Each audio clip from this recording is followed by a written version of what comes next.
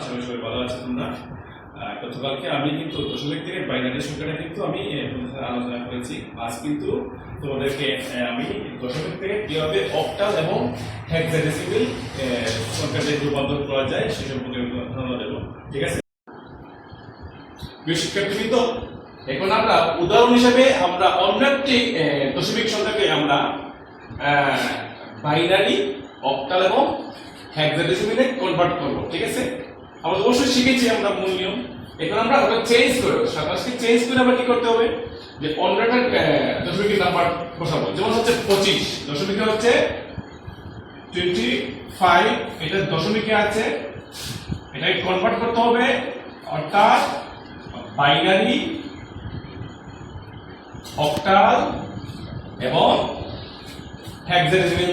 ঠিক আছে, তো বন্ধুরা আজকে আমরা এখন 25কে আমরা কি করব, বাইনারিতে কনভার্ট করব।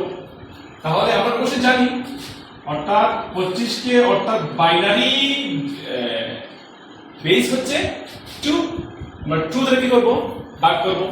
এই 2টা আমরা কি করব, এইখানে লিখব এবং 25 এর মধ্যে 2 যাবে 12 বার, অর্থাৎ 12 বসবে এখানে, ভাগ শেষ 1।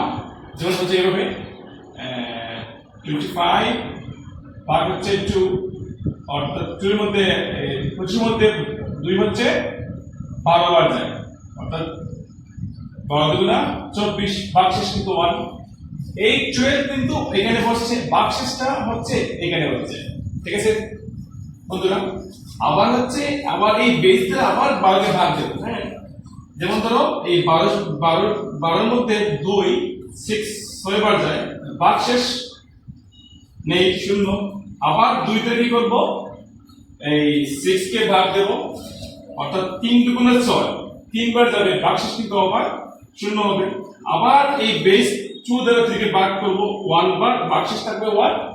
আবার কিন্তু এই 1 কে 2 দ্বারা ভাগ করতে হবে, এই 1 কে 2 দ্বারা ভাগ করলে কিন্তু ভাগ যাবে না, অর্থাৎ 0 হবে এখানে, এবং ভাগ শেষটা কি হবে, এই 1টা হবে এখানে চলে যাবে। তাহলে আমরা লিখতে পারি এটা হচ্ছে MSB আর এটা হচ্ছে LSB।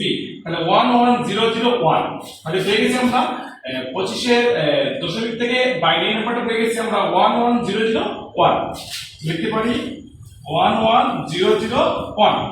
ঠিক আছে, আচ্ছা এখন আমরা দশমিক থেকে কি অক্টালে নেব, অর্থাৎ সেম নিয়ম। এই 25 কে আমরা 8 দ্বারা ভাগ দেব, কি দ্বারা, অর্থাৎ অক্টালের বেস হচ্ছে 8, এই 8 দ্বারা 25 কে আমরা ভাগ দেব।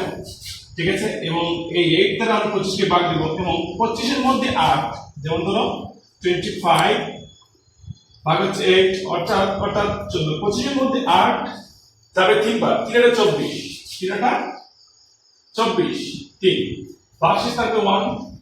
তাহলে আমরা এই ভাগফলটা লিখবো কিন্তু ওইখানে, কান দিয়ে ভাগ শেষ কিন্তু লিখবো ওইখানে। ঠিক আছে, আবার এখন 8 দ্বারা 8 দিয়ে 3 কে ভাগ দেব, 8 দিয়ে 3 কে ভাগ দেব, কিন্তু ভাগ যাবে না, যদি না যায় অবশ্যই জানি আমরা কি লিখতে হবে, অবশ্যই 0 লিখতে হবে। এখন ভাগ শেষ হবে কোনটি, এইখানে যে 3টা আছে ওটা কিন্তু চলে আসবে এখানে।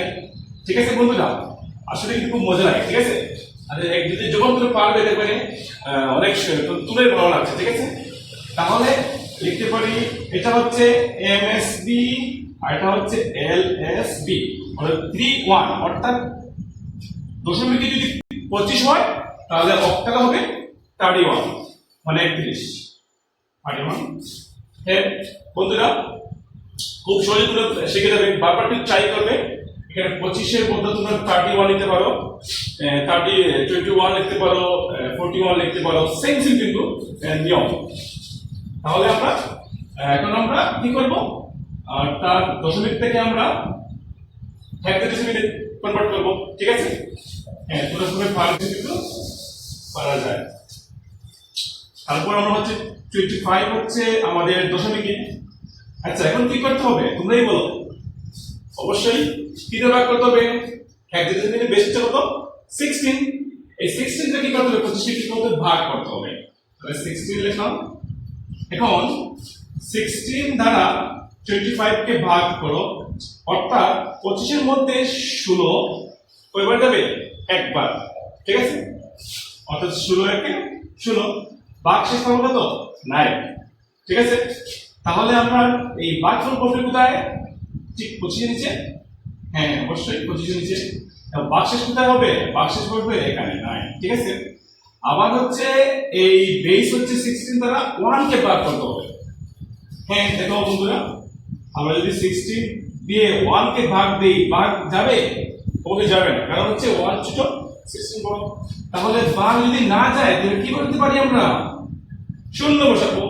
ঠিক আছে, এবং এই 1টা বসাবো ওই পাশে। ঠিক আছে, তাহলে আমাদের হচ্ছে শেষ হচ্ছে এটাই হচ্ছে এটা এম এস বি আর এটা হচ্ছে এল এস বি। তাহলে হচ্ছে 19, অর্থাৎ দশমিকে যদি 25, এটা হেক্সাডেসিমাল লিখতে হবে 19। তো বন্ধুরা, আজকের এই ক্লাসটা তোমাদের কেমন লেগেছে অবশ্যই কমেন্ট করে জানাবে। আজ এই পর্যন্ত, ধন্যবাদ সবাইকে।